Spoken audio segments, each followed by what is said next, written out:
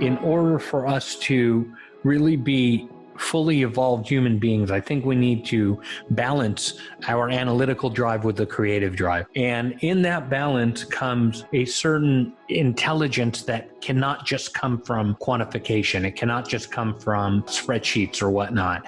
An intelligence that comes from empathy, an intelligence that comes from humor, from courage. It's an intelligence that comes from soft skill, an intelligence that comes from happiness and positivity. We don't talk about positivity and happiness in business enough. We don't introduce into the dialogue a certain joy of doing things and a certain joy of accomplishing those things that we're doing.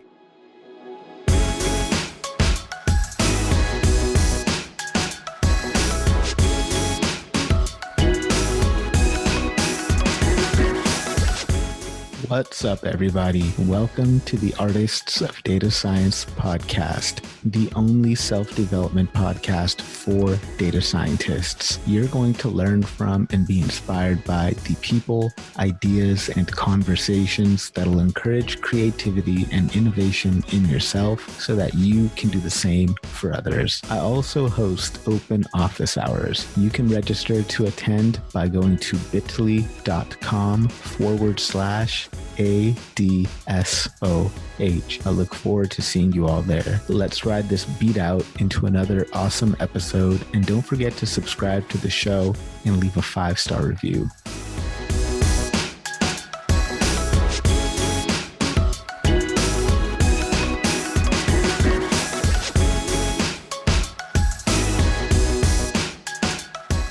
Our guest today is an expert on creativity. He's taught thousands of leaders and individuals around the globe how to harness the power of creativity and ultimately create more meaning in their work. He was one of the youngest professors ever selected to teach graduate courses at the Art Center College of Design in Pasadena and has taught undergraduate courses at the University of California at Los Angeles. Over his career, he's held countless workshops, consulting, coaching, and keynote speeches at conferences and corporate events. Over the last 2 decades, he's worked on numerous albums, movies, and advertisements with famous actors and musicians and has distilled and codified the formula to creativity. So please help me in welcoming our guest today, author of the Creator Mindset and CEO of the Creator Mindset LLC, Nir Bashan. Nir, thank you so much for taking time out of your schedule to be here today. I really appreciate you coming here. Yeah, cool, man. Thanks for having me. This is going to be fun, I hope. Oh, absolutely, man. I know your book is really awesome, and I'm really, really excited to dig into it. But before we do that, man, talk to us a little bit about where you grew up and what was it like there? Yes, sir. So I was born in Israel and raised in Los Angeles. I started my first business when I was 9 years old, going door to door washing cars. And it was, Los Angeles during the early 80s. And so people would buy a shiny, brand new, hot 1981 Ford Taurus. And we'd be like, yeah, that's my Taurus right there. And I'd go, 9 years old with, my voice kind of cracking. I'd knock on the door. Hi, I'd like to wash your car. And people were like, no way, that's my Ford Taurus. I worked my whole life to buy my Taurus. I'm not going to wash that. And so I learned from a very early age that, in order to be successful at business, you got to be creative. You got to start selling people stuff that they'll buy, right? And if they won't buy a car wash, then maybe, I can clean out their trash cans or something. I did a lot of that. And, I eventually washed a few cars and I learned to be creative. I learned that in order to be successful, I had to be creative. And that's my background, man. It's just from day one, from my first, job or whatever, I've just been creative in order to be successful. It's quite the enterprising youth, man. I like hearing stories like that. Right. So as you're growing up, you're making your way through high school. How did how did you imagine your future would be when you're coming up and growing up? What did you think you're going to end up doing? I thought I was going to end up in music, right? I thought for sure that I'd be like a touring musician. I mean, I've had bands my whole childhood, right? From 12 on.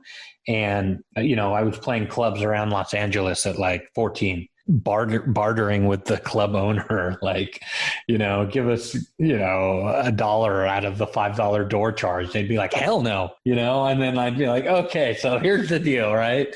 On one of the Fridays when we play, if you give us $1 from the door, I'll throw in 2 more gigs for free, right? And like they were like, okay, fine. And so it's just from an early age, man. I've always been, thinking about a way to make money and be effective.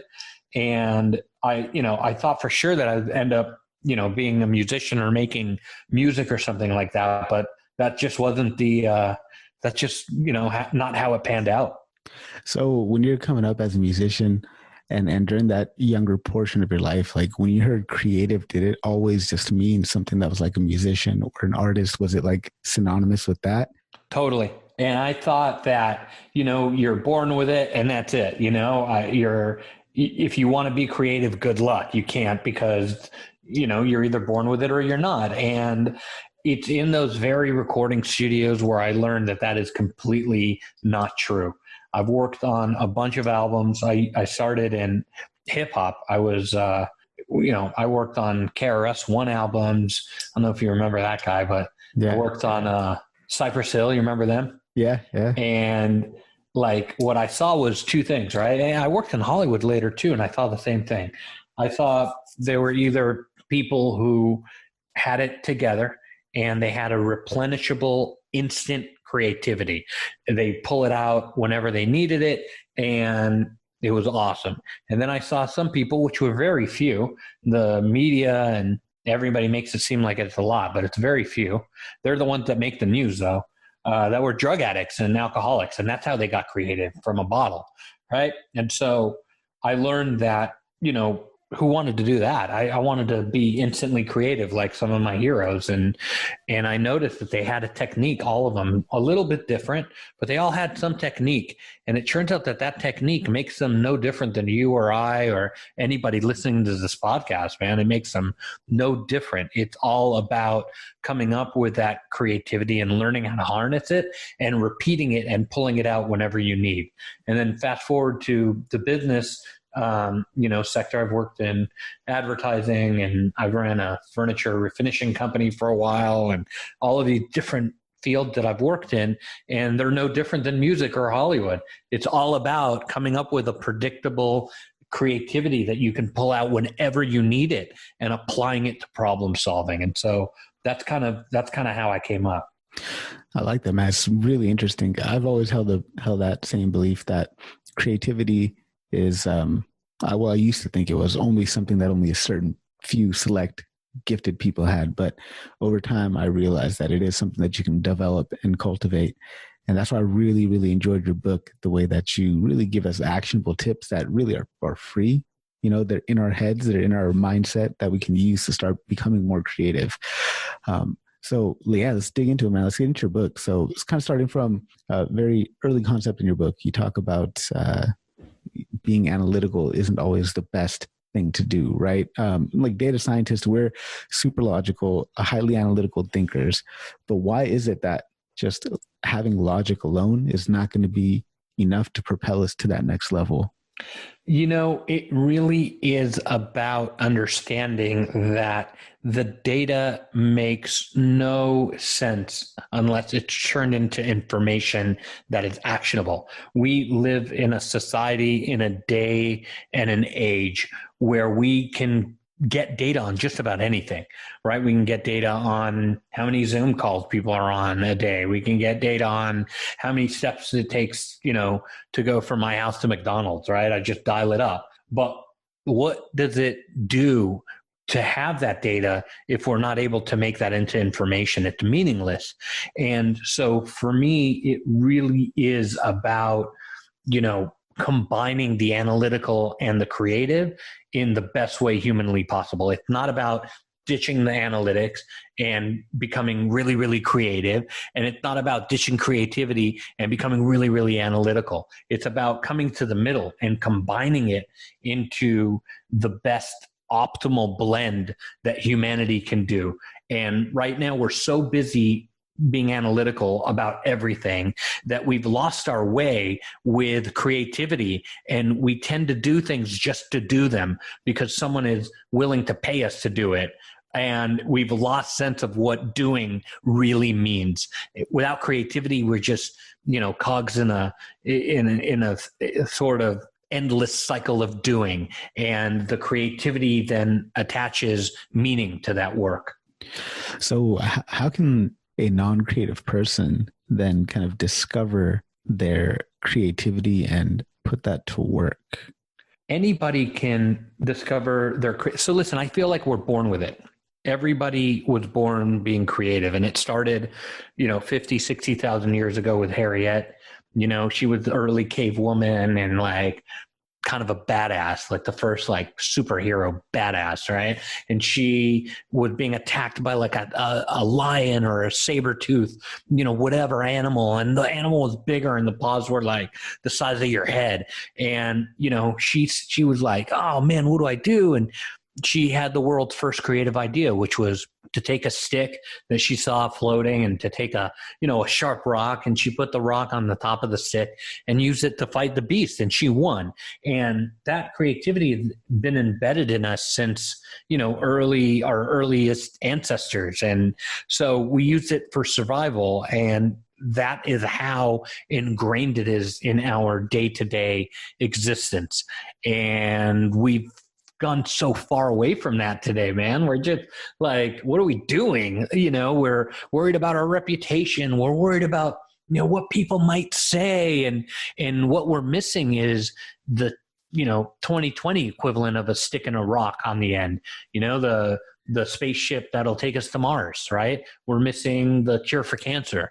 We're missing all of these amazing modern day equivalents of creativity that a modern day Harriet can put together, because we're worried about, what people might think, or we're worried that we're not being taken seriously, or that, we don't have the numbers or the data to support this type of thing. So we all lose in that event. And, we have to get back to a more balanced sort of humanity. Yeah, you mentioned that in your book, that the creator mindset is a correction in the way that our brain has been functioning. So is that, because coming up from those early days, getting chased by saber-toothed tigers in the jungle and all that, we had really one basic concern: are we going to survive to the next day, right? And now it's a lot of that has been taken away, where we're able to live much more comfortable lives. And is that why that this has become a correction, I guess? Absolutely. We've gotten so comfortable in modernity that we're looking, for problems that don't exist. I did a talk for a software company. Oh my God, a convention. And I went on stage and I basically said, most people in the room are designing software for problems that don't exist. And, people were pretty ticked off, to say the least. But my point was that, we've become so comfortable. We're over comfortable. We've become so good at, differentiating our food supply. Like we don't even know that, like, that turkey meat in our, Subway sandwich or, Jersey Mike's sub is like a real animal. Like, we're so disconnected from our reality of even how our food comes into play. And so I feel like we're overly comfortable, and in that abundance of over comfort is the lack of ingenuity, of innovation, of creativity that takes us to the next level. I feel like too many of us in our businesses and in our careers have just arrived at a stale point, man. Like, we've arrived at a stale sort of plateau, and we're like, yeah, it's good enough. Let's just stay here. And the problem with that is that we don't get ahead as a society. We don't get ahead as people when we're just, lavishing all of this love on technology and taking it away in every other sector. I think we need to get better at it. And I think society will do better once we're more attuned to our creative DNA. And you mentioned this new unorthodox approach now to business leadership is being creative. So you also mentioned that good leadership relies on sound business acumen. So talk to us about how that works out, right? How is creativity impacted business acumen? It is in companies that are doing it right, it is the difference between them being, incredibly successful and out of business.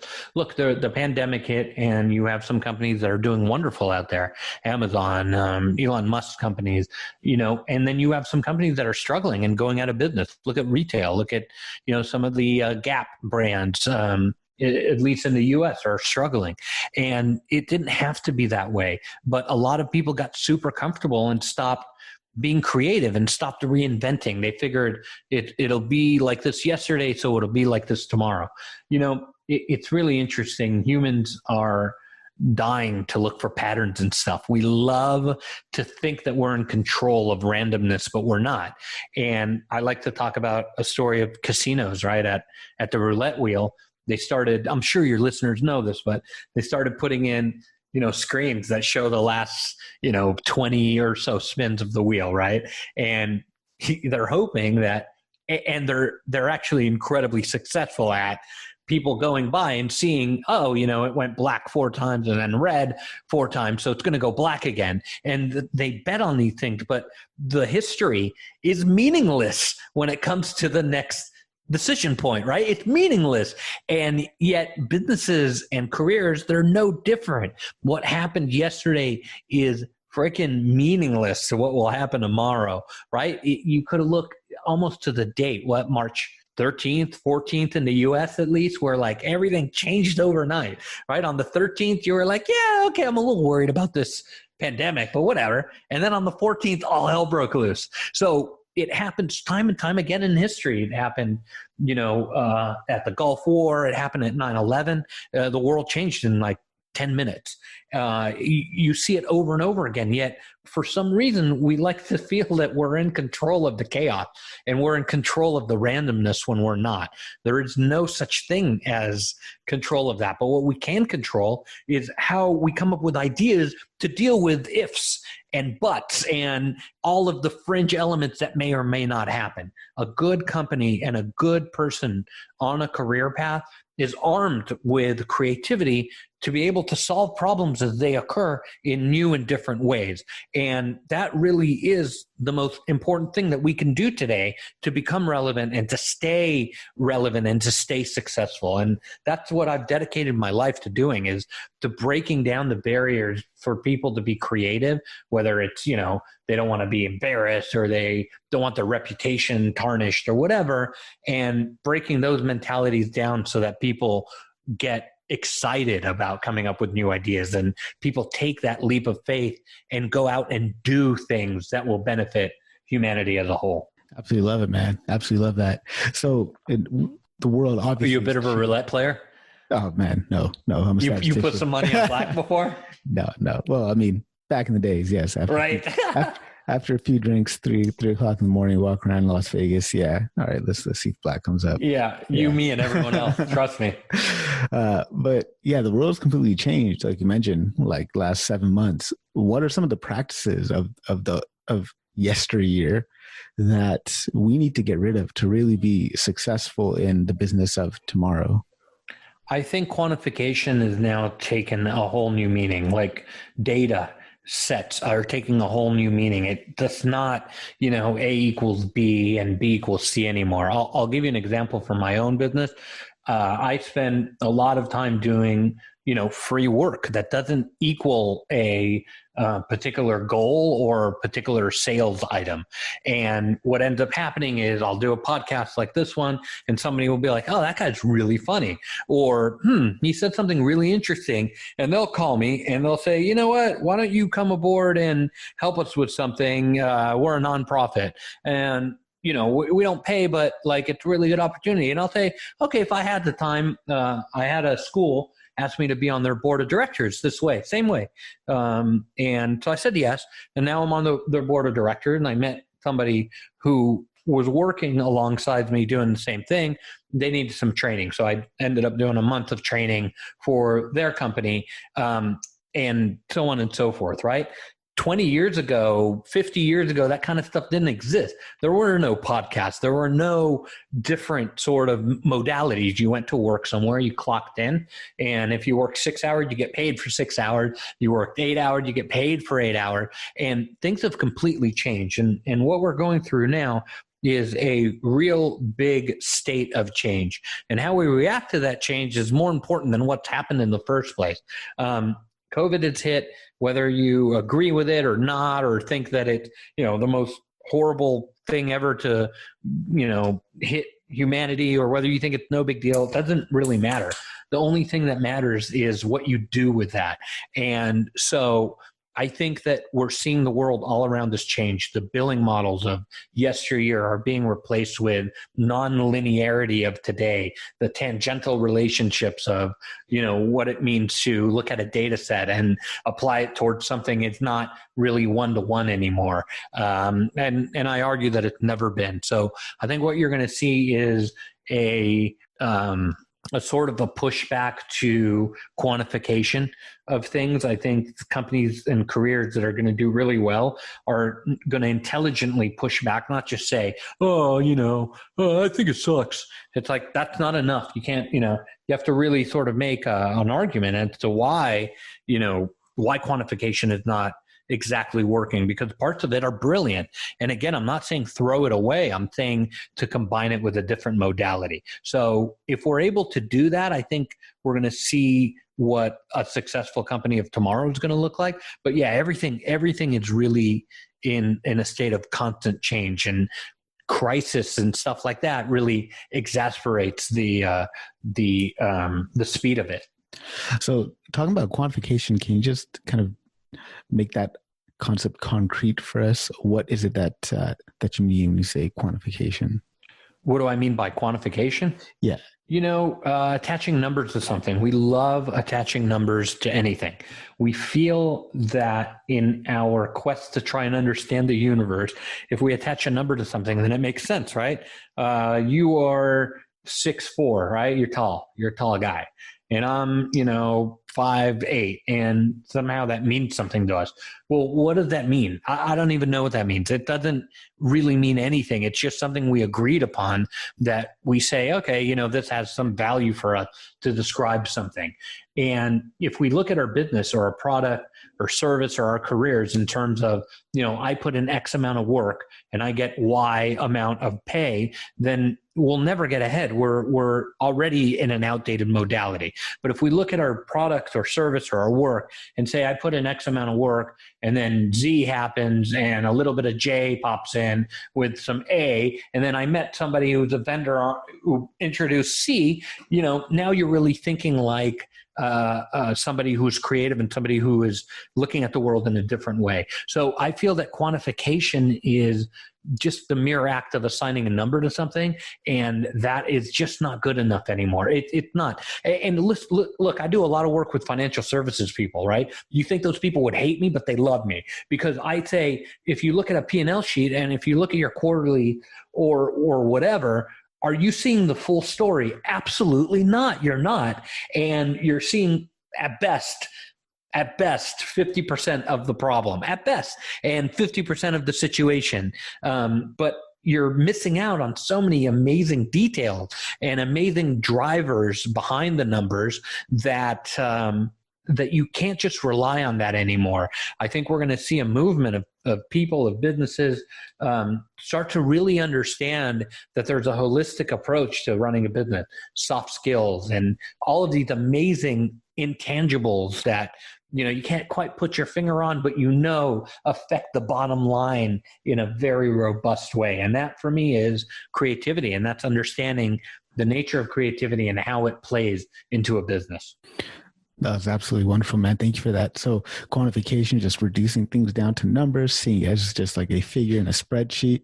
But then when you think about it more creatively, you kind of step back and see, okay, how does this fit into the overall picture? And you're kind of making connections between different ideas to see how this number is being impacted by different things, right? Yep, absolutely. So you mentioned earlier that you're on a board of directors for a school, man. I think that's really cool. And you talk about this in your book that, as we get older, we lose that curiosity and that creativity that we have as children.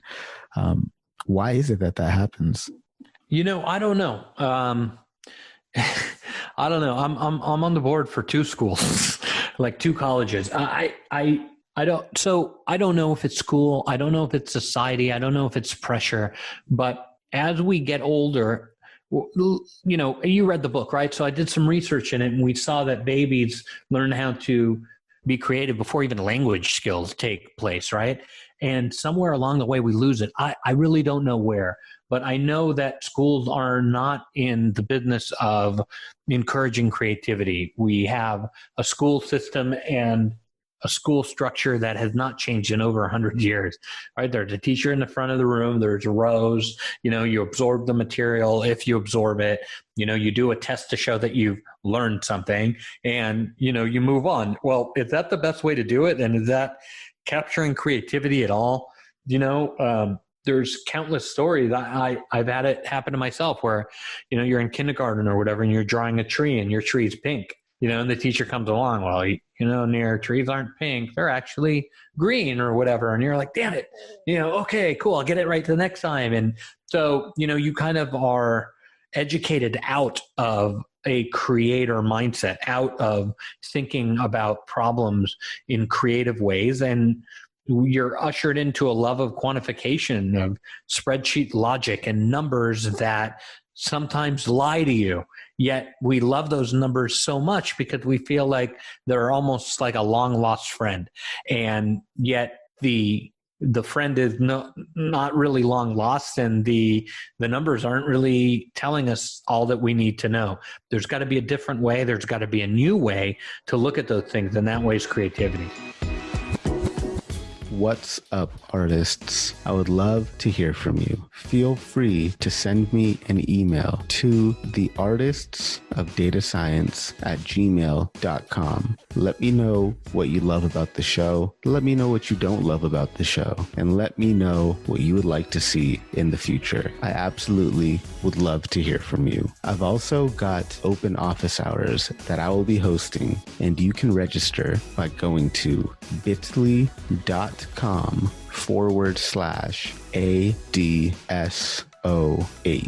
I look forward to hearing from you all, and I look forward to seeing you in the office hours. Let's get back to the episode.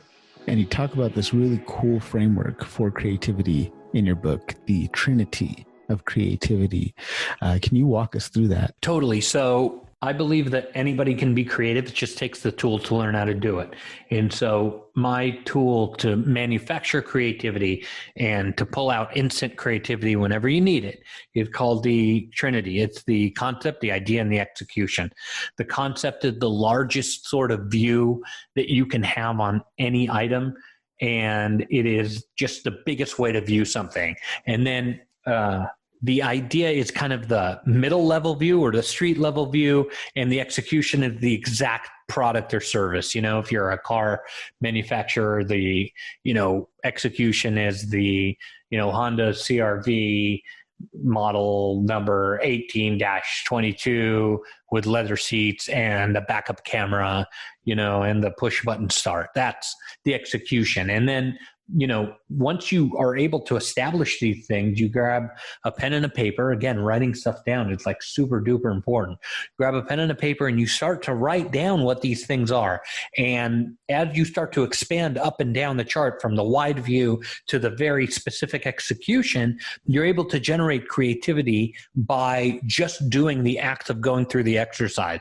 And when you go through the act of the exercise, you start to realize, hey, maybe I could add this option and become more successful. Maybe I could change or tweak this and become, more profitable, so on and so forth. So it is literally a technique that anybody can learn. I've done it with one person, one-on-one. I've done it with 1,500 people in a conference before.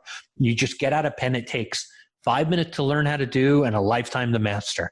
And it's one of those things where you are empowering yourself to create creativity whenever you want it. And during this process, why is it crucial that we shut out the analytical part of our mind? It's critical that we start to develop a different way of looking at things so that our analytical mind can take a break. Listen, there's nobody, who's writing books and out there sort of going, you know what, we need to be more analytical. Why? Because everybody is analytical already. That's what we're set up as society, not only in the US or in Canada, but global society. That's what we do. And I've studied it, from Africa to the Far East. Doesn't matter where you are. Like, we love to kind of try to control our world with what we feel gives us predictability, which is analytics. And that is a wonderful thing up to a certain point. But as your listeners know, the analytics don't capture the entire story. They never will. And we need a better and we need a different way. And so I'm advocating to combine those two things together.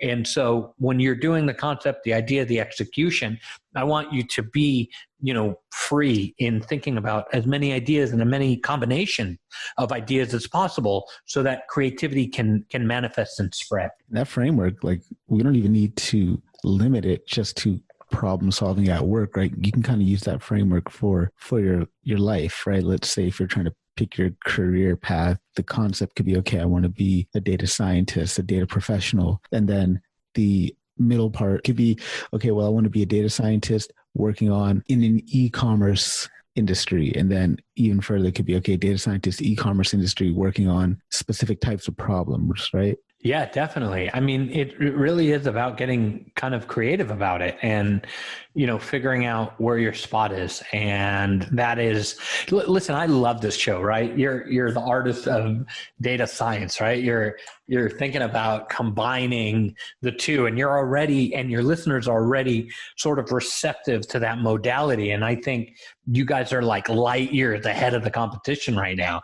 Most people who deal with data subsets are sort of worshiping their numbers. They love them. They want to pet them, give them little kisses and kind of stroke them gently and give them little hugs. These are my numbers. And, oh, this was studious. This came about through incredible amounts of data set and, 623 hours of this and a pool of 922 participants and 32 countries. We fall in love with like the value and of the numbers, but they just aren't really the full story. And so, for me, it is about understanding that there's a certain fallacy in understanding that we think we know kind of everything, and adding that intangible to it not only builds humility, but it allows you to look at that data set in a way that the next guy or the next gal won't.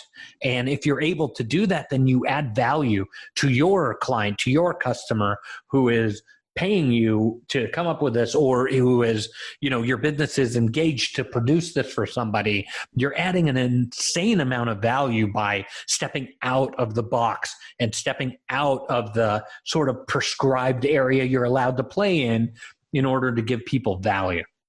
Absolutely, man. 100% agree with that. Like, to me, creativity is, and especially how I see it in data science, is just the ability to take disparate ideas that look like they don't belong together, smash them together and apply it to solve whatever problem you have in front of you. The way I most commonly see it is just looking at different industries and different problem statements. Like, I'm looking at a problem statement that somebody is using in economics. They're using this particular model to solve this particular problem. And I'm over here in a completely unrelated industry, but I can kind of see the parallels in between that and use that as inspiration to solve what it is I'm working on. So yeah, there's no doubt. When I was in, I agree with you 100%.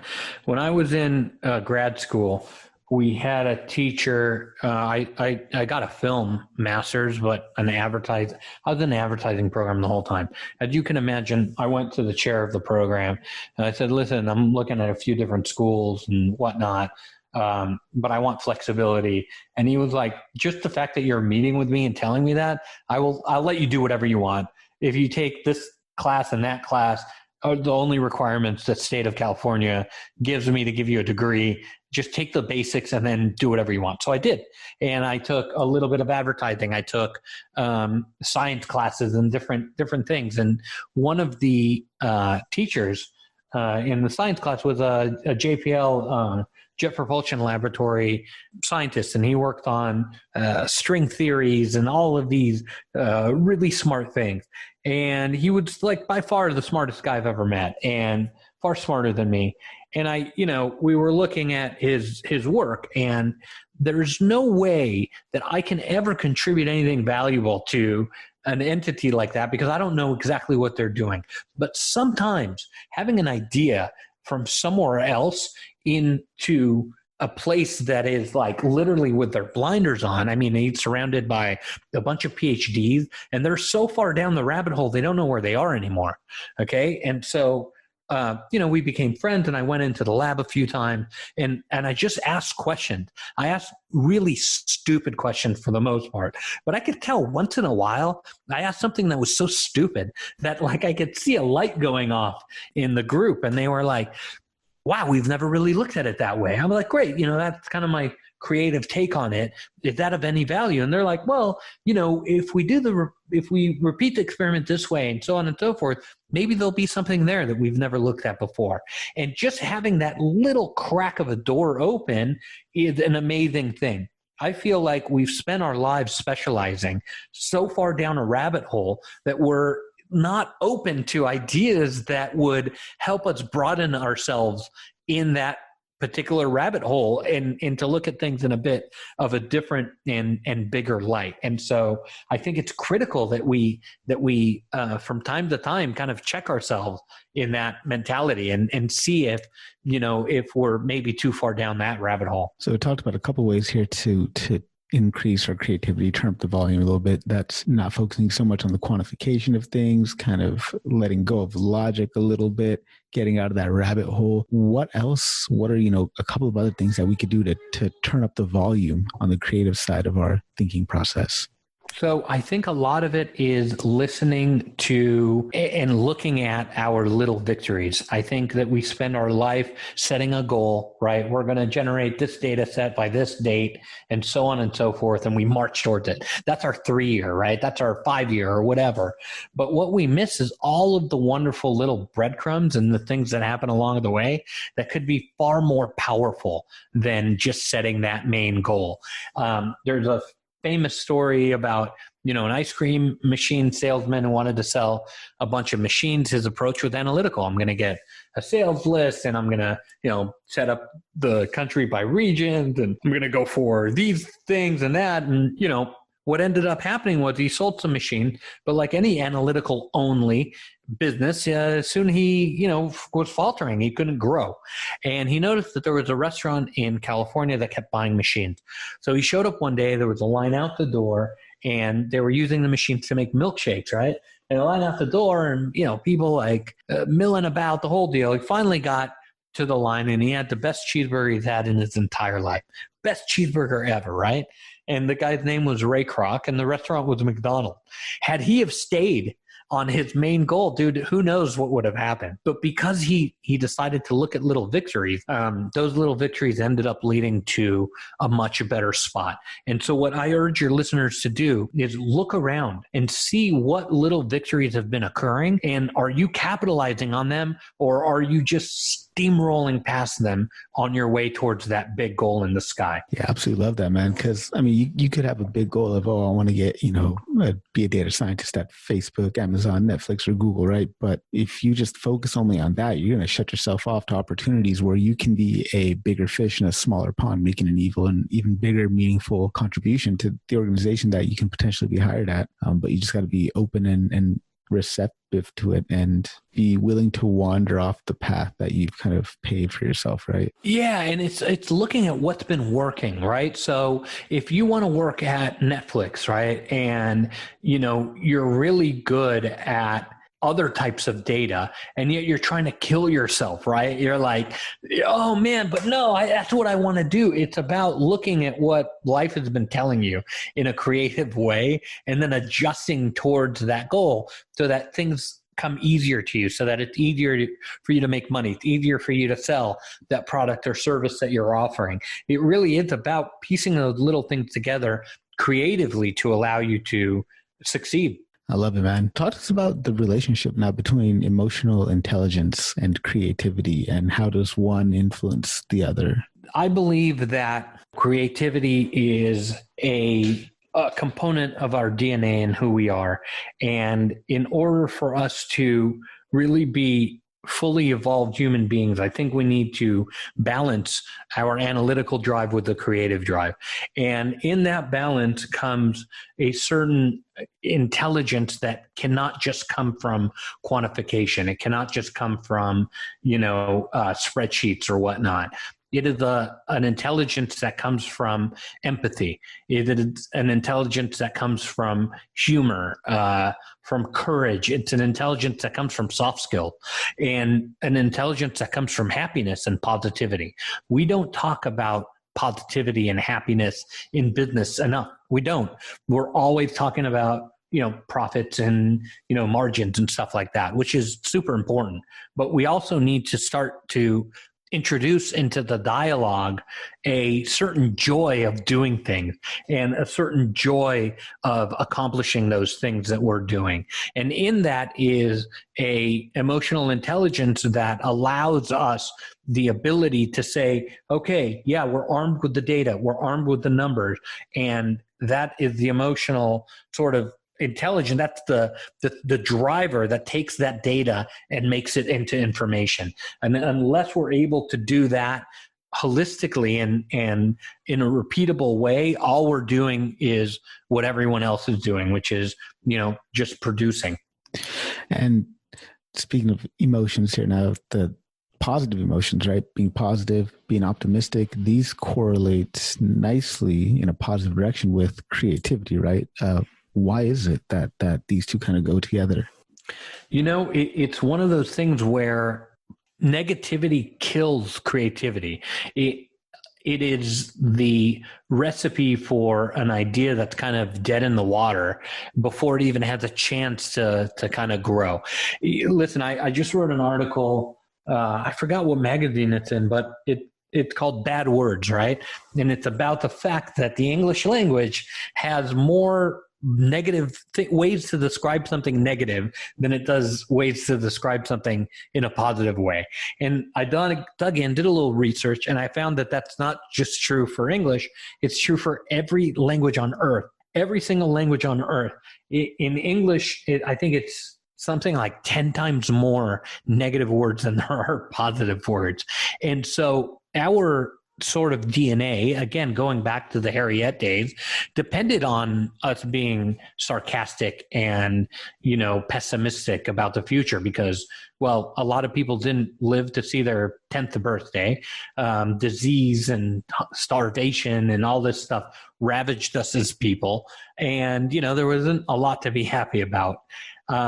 Yet today we still carry those same things, right, in our DNA. And we're like we're mismatched towards what today's society has become. It's just the way that our brains are hasn't quickly evolved enough into the realities of what's going on today. And to me, it's crazy, right? And we see sort of, people being negative and carrying these sort of attributes that used to help us.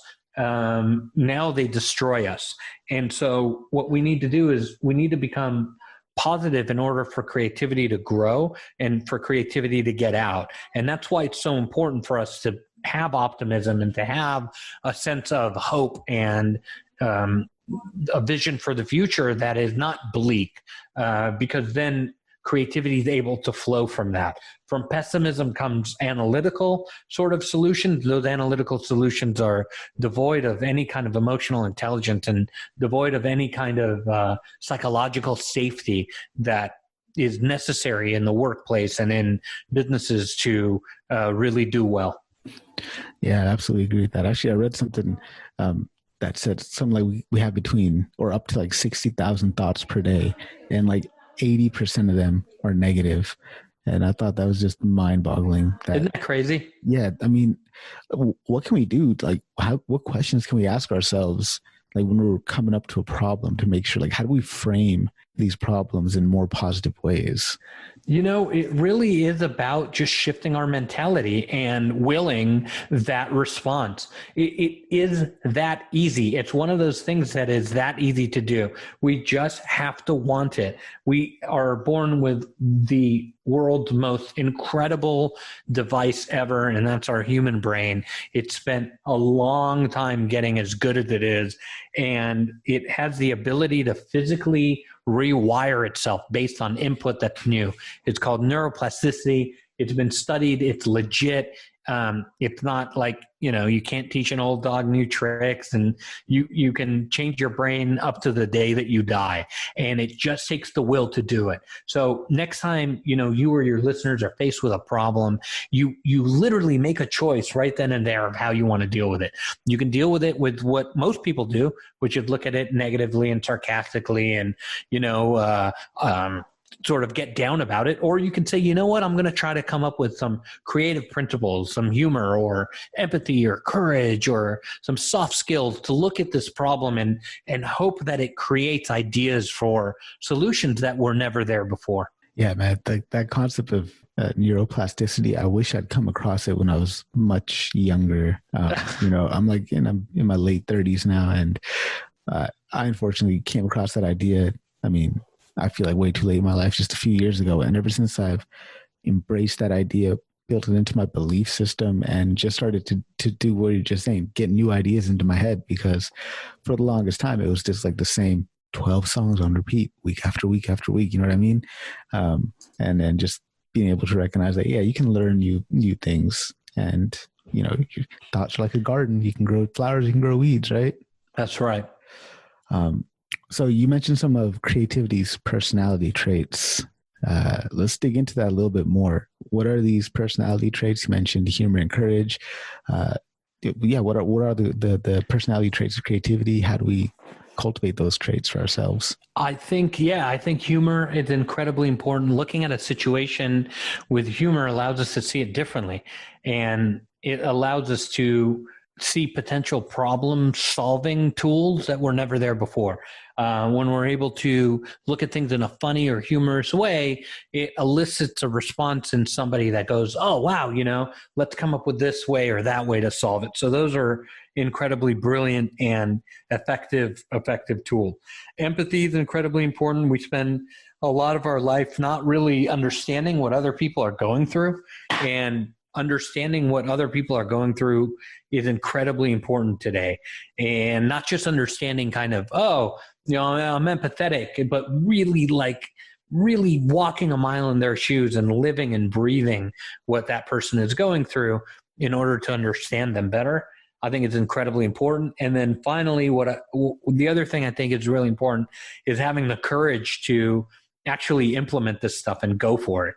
That courage is the grit that it takes to get stuff done. Listen, there's, a million people out there that will sell you a million solutions for anything, right? And they're usually get rich quick sort of snakeskin oil salesmen and stuff like that. And my approach is not that at all. It's really about, slow but steady growth and understanding that there is no get rich quick. There is no, arrival. It's really part of a journey. And those three tools are absolutely free. They cost nothing. It just takes your ability to say, you know what, I'm going to start to look at something with a little bit more humor. I'm going to inject some, empathy into something when something goes wrong, or one of my employees or vendor makes a mistake. And I'm going to have the courage to stick by those convictions, because I know that it will make me a more creative person in the long run. A lot of this, I think, has to do with the self-talk, the internal dialogue that you have as well, right? How do we catch ourselves when we're having these negative internal dialogues so that we can shift ourselves to have more of the cultivated personality traits for creativity? It really is about banishing the self-doubt monster and taking that weight off of our shoulders. We are told that we have to get it right all the time, and that creates anxieties and incredible pressures upon us that are very, very hard to shake. And we need to get better as people, as a humanity, in dealing with failure and accepting that we are our own worst enemy. So one thing that I like to do that your listeners can do now, if they wanted, was to grab a piece of paper and a pen and start to write down ideas that they have. And what ends up happening is, you might write down one idea or two and then get kind of stuck. But if you stick to it and you keep going, you'll notice that you start to purge this stuff out. And instead of trying to hold on to one little thing that you might think is good, if you just do it, there's a change in the brain when you pick up a pen and a piece of paper. It's been studied, and really that change allows you to shift the mentality of thinking into doing. And once you're doing, you're able to sort of create the list of potential ideas, but really they're purging your system of keeping that self-doubt in there. And that's, a very powerful tool that can help you get rid of that self-doubt. The byproduct is, the side effect is that later when you come and look at what you've written down, not just then, but an hour later, a day later, a week later, whatever, you might see that you might have an idea or two in there that can be used somewhere else. So it's kind of a wonderful thing. Yeah, man. Having ideas is like a muscle. I've got a idea journal that I write every morning in 10 ideas. And the first 7, they come, but that last 3 or 4, man, that's the hardest ideas to get out. But yeah, 100% agree with just writing stuff out, man. Journaling is. It's what I saw those musicians in the studio do. It's what I saw those actors in Hollywood. Everybody had something to write down. Some drew pictures, some wrote words, some wrote their thoughts that didn't connect, and so on and so forth. I've seen people write in the margin of something, and of a book or a script or whatever it is. And doing that is an incredibly important thing, because once you write something down, you change the modality of thinking into a thought that can fester in your mind, and that you can, think and overthink and triple think and double think about. It turns it into something tangible that you can just cross right out. Try it. Yo, absolutely, man. I urge you guys to do it. So you talked a little bit earlier about this idea of psychological safety, and you mentioned the personality traits of creativity. Those personality traits, I feel like they work amazingly well when you're on a team. But to be on a team that is really going to be effective and creative, where you can share your ideas, you need that psychological safety. What if we find ourselves on a team that we don't really feel psychologically safe? How can we start kind of encouraging that in our environment? Is there anything that we could do? Yes, it really is about the individual tapping into who they are as a creative person and letting that out. There is no secret recipe to, you're on a shitty team somewhere with a bunch of people who aren't, willing to take a leap on an idea. What ends up happening is that if you are truly in touch with this creative side and you're able to fuse that creative and the analytical, then water finds its level, and eventually you'll find where you need to be and where you need to go. And the thing is, a lot of businesses aren't much different than that scenario. They want to change too, to some degree, but they don't know how it's going to be perceived. How are the customers going to perceive it? And, it really is a fear-based sort of decision. And so there is no secret recipe to enabling that psychological safety. You have to build those systems in, and it starts from the ground up.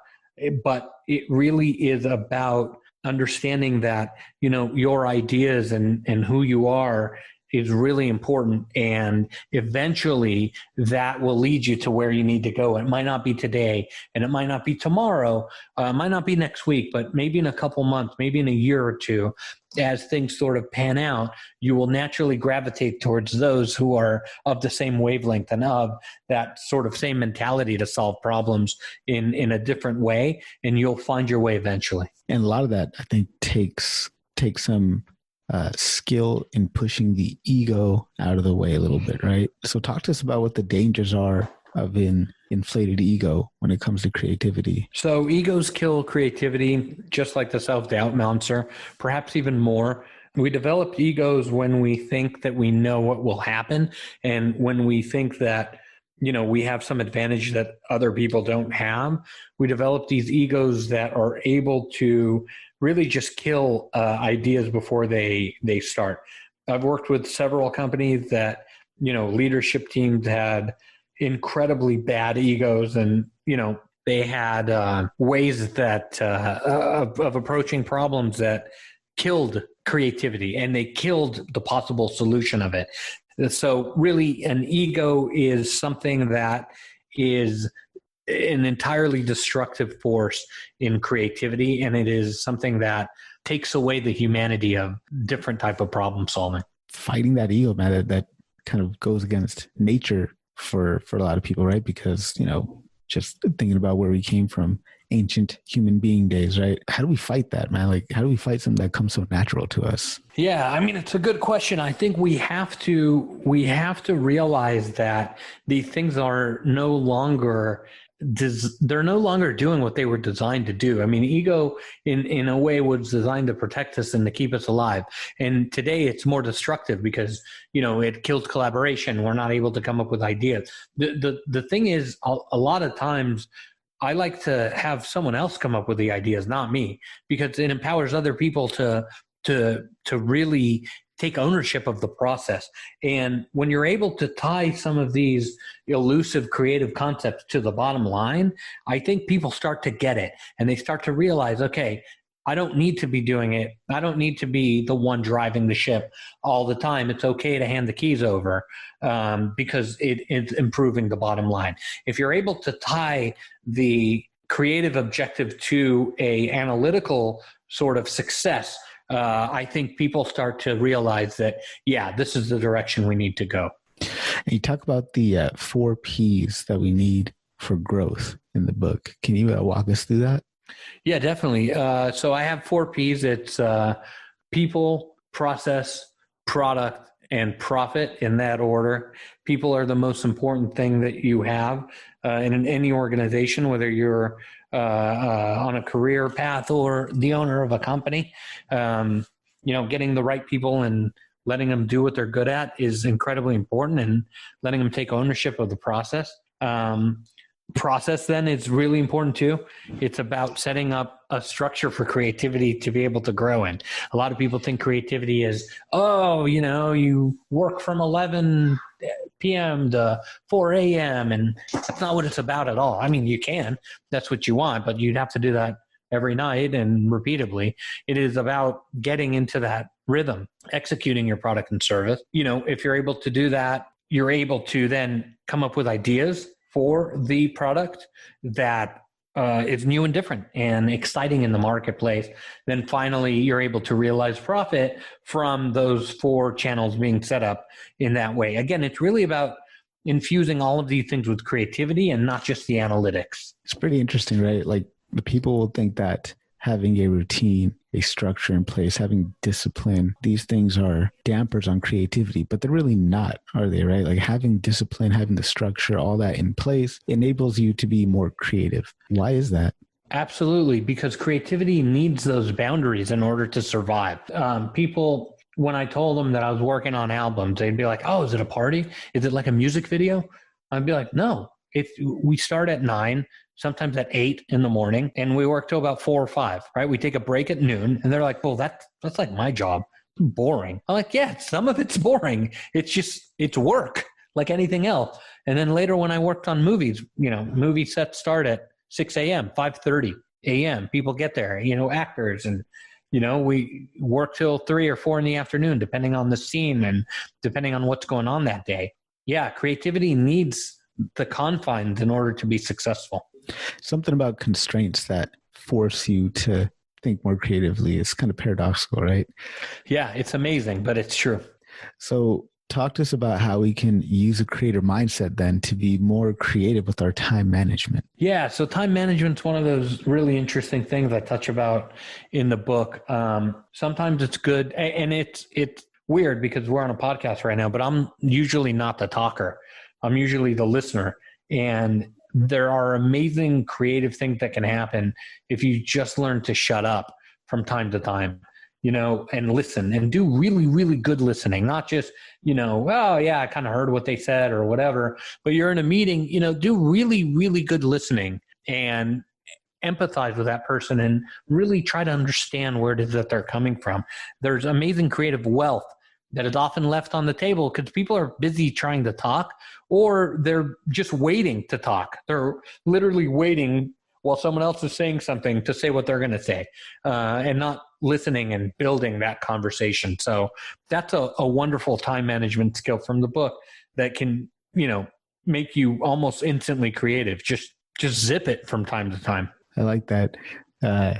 So zip it. Just zip it from time to time. Yeah, I'm going to get a t-shirt. Instead of just do it, just zip it. Just lips with like zip. Yeah, with the zipper.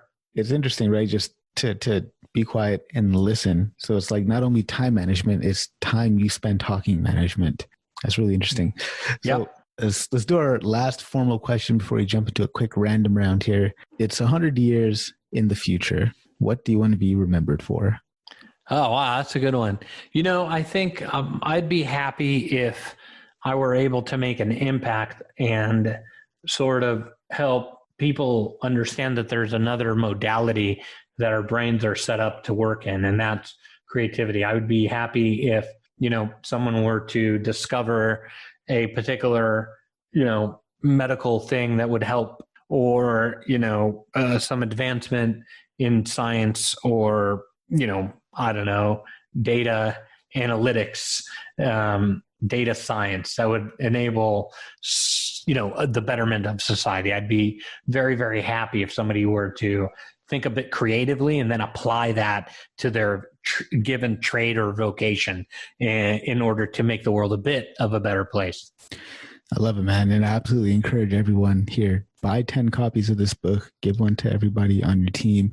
It's that good. I really enjoyed it. I'm really looking forward to slicing and dicing it and putting little mini episodes on the podcast, talking about bits and pieces of the book and how I've applied some of it in my own life. I'm really looking forward to doing that. So jumping into the random round here, what are you currently most excited about, or what are you currently exploring? I am most excited about the fact, if I can answer this honestly, the fact that my team in England, my football team, has just won 2 games in a row for the first time in like 10 years. I'm like so excited about it. What team is that? West Ham United. Come on, you Irons. We're going to win the league. You have to have the distraction. Like you can't be all business all the time. And for me, that's I'm embarrassed to admit how much time I spend watching football.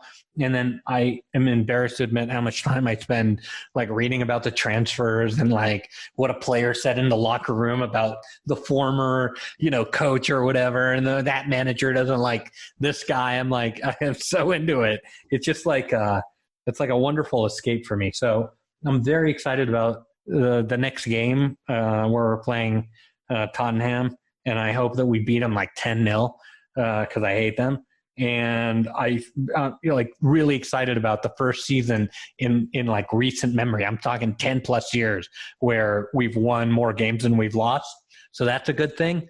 That's kind of what I'm really excited about right now. That's huge. So what are you inspired by? Are you inspired by the same thing or inspired by something different right now? So I read a lot. I'm like you. I read probably a book a week. And I'm reading a really great book right now called The Hot Hand. I forgot the guy's name. I think it's John Cohen or Ben Cohen. And it's about statistics and probability. So good. It's so good. Before that, I read Amy Edmondson's The Fearless Organization. Before that, I read Emily Balcetis' book, Clearer, Closer, Better. There is a renaissance in books these days, and I'm so inspired by what people are doing out there. Behavioral psychology is becoming like a boom right now, right? Everybody wants to know why it is that we're doing what we're doing. And some of the books that are being generated in that field, Adam Grant's books and, Adam Atler and Wayne Baker's stuff. I mean, it's just so good. I encourage your listeners to pick up some of these books, whether they're Audible or a hard copy or whatever, and just see the amazing amount, the wealth of information that's out there. You ought to be able to go through one of these books every week, and it enriches your life in untold ways. Absolutely agree with you, man. 100%. definitely going to get that book, The Hot Hand. That sounds like something that'd be right up my audience's alley as well. Yeah, have him on the show. Yeah, I'll try to, man. I'll try. So in terms of books, man, like aside from your book, which is absolutely amazing, I was reading this week. I'm also interviewing the guy that wrote Serendipity Mindset, and I think this is one that I think you would really, really enjoy. So if you get a chance to pick that up. Nice. I'll pick it up. I need a next book. Yeah, that's a good one, man. And then you can listen to the interview that I did with him after you listen to yours. So what do you believe that other people think is crazy? I believe that we're all creative. We're all born this way, and we just need a technique and a methodology to get it out. So that's what I believe. And people think I'm nuts. They think that you're either born with it, you either have it or you don't. And they don't feel like you can learn it. But I feel like you can learn it just like you can riding a bike or anything else. And for me, that gets a lot of controversy sometimes. What song do you currently have on repeat? In my mind? Yeah, that works. My wife's been listening to a lot of soft rock. So it's like Journey and like Boston. It's just like in repeat on my head. It could be worse things. Yeah. I mean, you know. We're going to jump into the random question generator now for a few questions. So I'm going to go ahead and pull this up. I love it. Is this a real random thing? Yeah. Oh, wow. All right. What's an unpopular opinion you have? I like the rubber ducky. That's cool. We're looking at a floating rubber ducky with a random question generator app. An unpopular opinion that I have. Let's see. I think that West Ham's going to win the league. That's unpopular. Trust me. The odds on that are like, if you put $1 on that, you'd make, 2,500. Hey, it's not bad, man. Yeah. Put a buck on it. Go ahead. What's the last book you gave up on and stopped reading? Wow. Yeah. Wow. There was a book called The Chesapeake something experiment or something. It was awful.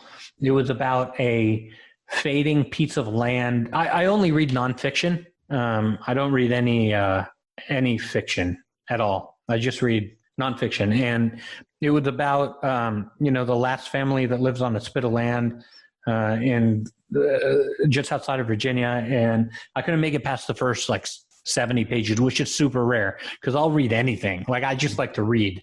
I like words on a page. I like flipping it, and I like my eyes scanning. But this one was so bad. It was it just had no redeeming value. It was kind of negative, and the subjects in the book were viewed, in my opinion, they were viewed as, inferior to the author's intellect. I just hate that kind of stuff. So I stopped reading that right away. Put that on top 3 books to avoid. We already did that one. What was your best birthday? It was called The Chesapeake Requiem, a year with the watermen of vanishing Tangier Island. I don't recommend it. I'm sorry. I don't know. Maybe you'll love it, Yeah. What was my best birthday ever? Yeah. I had probably my 5th or 6th birthday when we went to the fire station. Can't top it, dude. Cannot top it. That is awesome. Have you ever saved someone's life? Have I ever saved someone's life? Wow, that's a good one. No, I don't think so. Have you? I haven't. No, I don't think I have. Yeah. Unless I count just keep my son alive. He's 5 months old. So there you go. Save his life every day. Hey, believe me, I get it. At that age. What's your earliest memory? My earliest memory is finding a parking spot in Los Angeles, going to the grocery store. Finding parking in LA is a really, really big deal. And it's seared into my memory.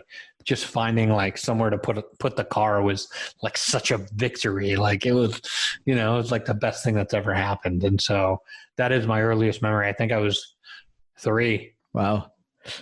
Last random question here. What makes you cry? Wow. Not much makes me cry. But I would have to say, when I think of my son and his accomplishments and, the things that he's able to solve on his own, that gets the emotion going. And, he's 3.5 and being able to see how he kind of deals with the world and seeing him solve problems in ways that, I wouldn't think of in a million years just gives me so much hope for humanity. That's awesome. That's awesome. And so where can people find your books? So yes, on Amazon, Barnes and Noble, it's on stores, in stores. It's pretty much available everywhere. You're definitely going to include a link to that in the show notes for people to check out as well. Sweet. How can people connect with you and where can they find you online? So I have a website. It's nirbashan.com, nirbashan.com. I have a community on there. If you'd like to join, we'd love to have you and your listeners. Basically, we talk about creativity. We have C-suite all the way to students in there, and everybody's asking questions and getting help. It's actually Adam Grant and Wayne Baker's a platform. It's called Givitas, where it's all free. And nobody's selling anything. You sign up, it's free. It's free to ask questions. It's free to engage. Everything is free. And it's kind of a cool thing. So I would love to see you guys on there and love to listen to what your listeners have to say on the community website. Awesome. Yeah, I'll definitely put a link to that, and you'll see me around there as well. Definitely looking forward to joining that. Nir, thank you so much for taking time out of your schedule to talk about your book today. I really appreciate you coming on to the show. Thanks for having me. It's been fun.